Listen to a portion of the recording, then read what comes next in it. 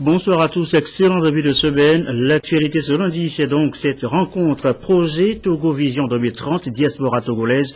But de l'initiative, recueillir les propositions, les contributions des Togolais de l'étranger pour affiner les stratégies de développement du pays. L'exercice a donc commencé ce matin. Clarisse Aticlet pour les précisions. La diaspora togolaise s'imprègne ici du projet Vision Togo 2030 et le gouvernement veut s'enrichir de la contribution des Togolais de l'étranger disposés aujourd'hui à participer au développement de leur pays, le Togo. La diaspora est un trésor pour un pays, pour peu que ce pays puisse effectivement tirer avantage de sa diaspora. Et je crois que le Togo fait d'énormes progrès pour intégrer justement la diaspora dans tous les schémas de développement du pays. Les données 2014 de la Banque mondiale révèlent qu'environ 182 milliards de francs CFA ont été transférés par la diaspora togolaise, ce qui la consacre comme l'une des plus généreuses en Afrique. Elle constitue donc une ressource stratégique qui participe au développement du pays. C'est pourquoi la Banque africaine de développement salue cette initiative de l'impliquer dans l'élaboration de la vision Togo 2030. Une diaspora dynamique. C'est une diaspora aussi qui est réputée pour sa qualité et pour sa compétence dans les pays d'accueil. Il est donc indispensable que dans ce processus d'élaboration de la vision 2030, que cette diaspora apporte non seulement sa compétence, mais aussi dise comment est-ce qu'elle va contribuer à l'émergence de ce Togo. La diaspora togolaise est évaluée à plus de 2 millions de personnes et le ministère auprès de la présidence de la République, chargé de la prospective et de l'évaluation des politiques publiques, entend leur offrir l'opportunité de contribuer au développement de leur patrimoine commun, le Togo.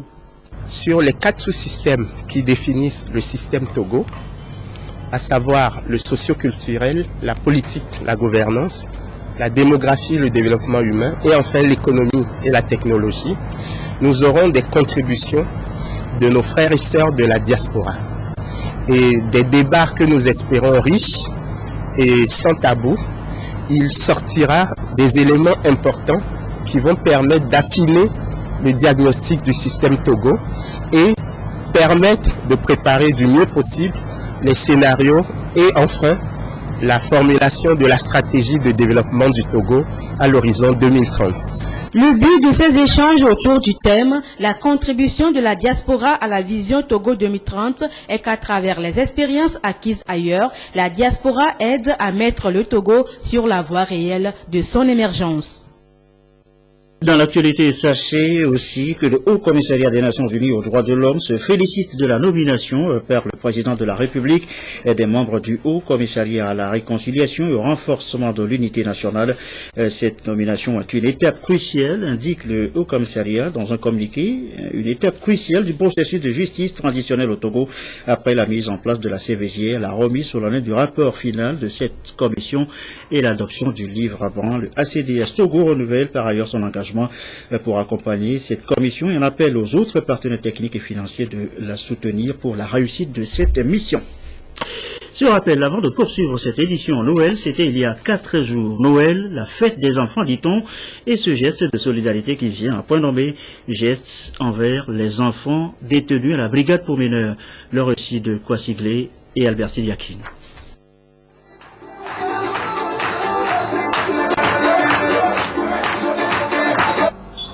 L'ambiance entretenue à la brigade pour mineurs à l'occasion de la fête de Noël a permis d'égayer les mineurs en conflit avec la loi. Les différentes prestations des artistes qui se sont succédés sont pour la plupart des conseils parmi lesquels il y a une vie après la prison. Le but de cette initiative est de partager la joie avec ces enfants et avec les détenus, de les encourager, de garder l'espoir que la prison n'est pas la fin de la vie. Si quelqu'un est en détention, il doit avoir l'espoir. Il doit se dire qu'il doit prendre les dispositions pour que, au-delà de la prison, lorsqu'il va finir la prison, que la vie continue. Les personnes qui sont détenues doivent fêter aussi de la même sorte que ceux qui ne sont pas détenus. C'est ce que certains de nos partenaires ont compris. Pour encourager les enfants mineurs en détention, les enfants de l'église néo-apostolique du Togo ont adressé les messages de compassion, de soutien moral et de consolation à leurs frères privés de liberté.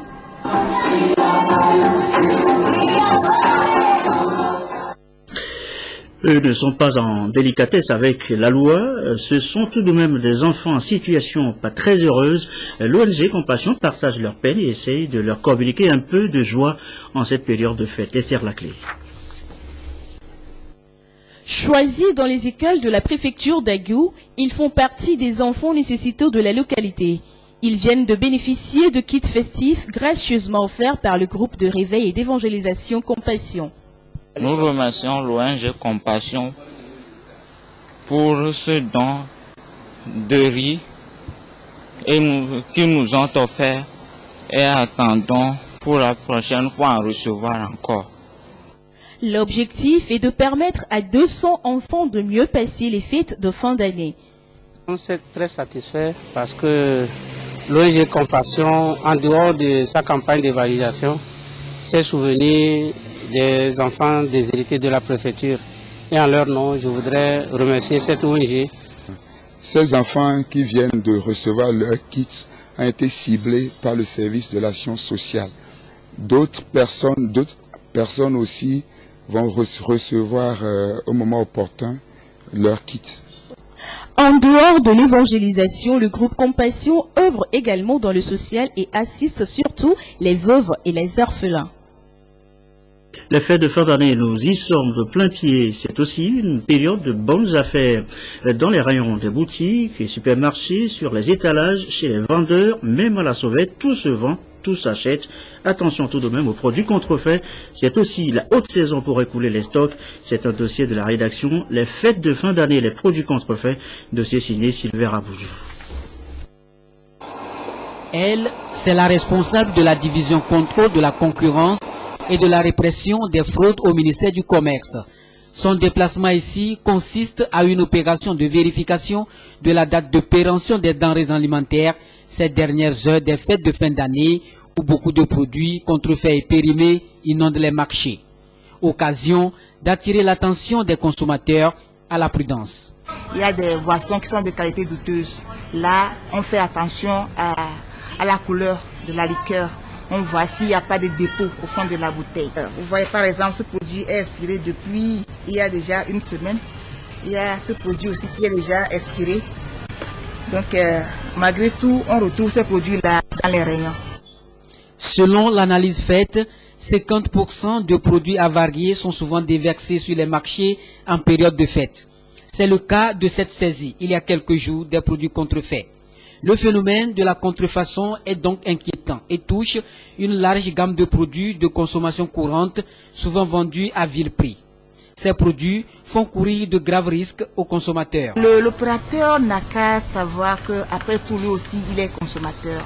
Il ne faut pas mettre en avant les intérêts, ses propres intérêts, pour vendre les choses de qualité douteuse ou bien de mauvaise qualité à la population. Il s'avère que nous détectons les produits de mauvaise qualité, les produits périmés ou bien les produits contrefaits. Le commerçant véreux, l'opérateur, est sanctionné. Des descentes et contrôles inopinés des agents du ministère du Commerce sont souvent opérés pour détecter ces commerçants et vendeurs malveillants. La vigilance doit donc être de mise pour éviter de tomber dans les pièges des commerçants véreux. Alerte de sécurité aussi sur nos routes. Attention à la vitesse, au feu tricolore. La fête, ça fait tourner parfois la tête. Attention au verre de trop. Nous reviendrons tout à l'heure sur le sujet qui est en préparation en cabine de montage. Dans la foulée, cette opération en respect des couloirs de circulation et des entrées de rue dans les intersections. Une opération lancée officiellement ce lundi. C'est l'association Action pour les victimes des routes qui en est l'initiatrice. L'opération vient en appui aux efforts du gouvernement. Augustin Kossi. Amener les usagers de la route à respecter les couloirs de circulation et des entrées de rue dans les intersections à Lomé reste un défi majeur pour l'ADR Togo. Action pour les victimes des routes. Une préoccupation qui doit se traduire selon elle par le respect du code de la route, la modération de vitesse afin de favoriser la fluidité du trafic routier. C'est à travers l'opération Respect des couloirs de circulation qu'elle entend obtenir l'adhésion de tous pour une route sans danger à Lomé. Il s'agit d'amener les usagers à libérer les entrées ou sorties de rue qui débouchent sur les voies de circulation. Nous voulons une circulation du 3e millénaire ici au Togo, donc une circulation moderne, et cela appelle à un comportement individuel, à une connaissance du code de la route. Ici, les syndicats des transporteurs, conducteurs de motos et de taxis sont instruits à observer les bonnes conduites dans les rues pour se protéger et préserver les vies humaines. C'est pour éviter les accidents de circulation et c'est pour nous permettre de garder notre vie.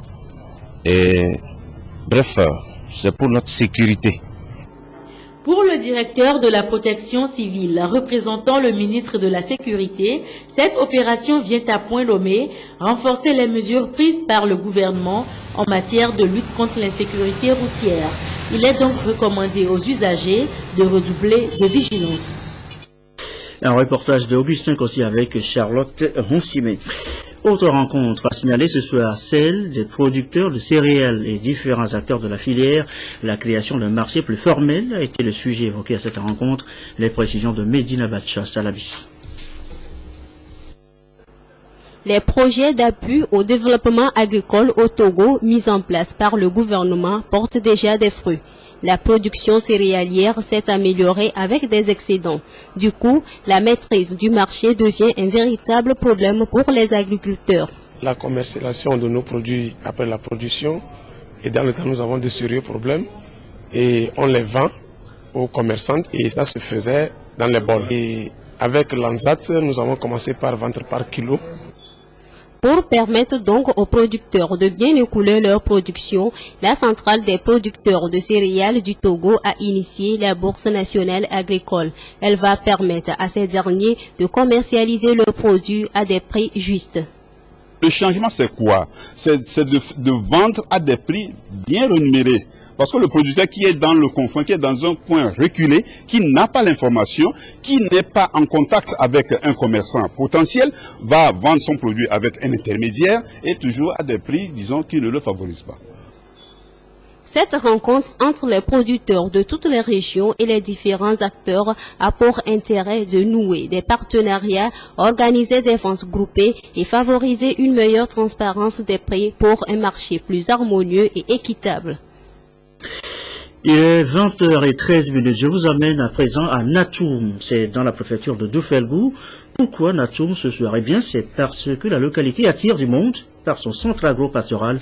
Visite guidée, Nestor Mojou. Le CIDAP, Centre international pour le développement agro-pastoral de Natoum, se trouve au nord de Niantougou, dans le canton de Ténéga, dans la préfecture de Doufelgou. Il a été créé à l'initiative de cette femme et de cet homme installé à Natoum en 2009. Ce centre est une unité agroécologique. Nous faisons ici des activités liées à la restauration des sols, la restauration de l'environnement décrépit. Nous restaurons aussi l'esprit de l'homme. Quand la personne prend conscience, elle s'éveille, elle agit, commence à agir. Donc des gens qui doivent agir dans le bon sens. Le bon sens, c'est la protection. Vous verrez par-ci, par-là du manioc, vous verrez par-ci, par-là de l'igname, et de bon gabarit. C'est le résultat, c'est le fruit du travail bien fait, le fruit de la restauration écologique. Ça veut dire qu'on n'utilise pas les intrants chimiques, nous n'utilisons pas les pesticides. Le centre est devenu un bien commun, dont la force ouvrière est la population locale qui a côtoyé les initiateurs pendant 5 ans. Les concepteurs sont arrivés à Natoum après une première expérience à Baga, un peu plus au sud. L'unité de Baga est laissée au profit des jeunes qui ont fait le chemin ensemble avec le couple Baouyena. Quand nous sommes arrivés, donc nous, notre choix de vie, c'est de vivre au village, retourner à nos racines et vivre comme les gens au village.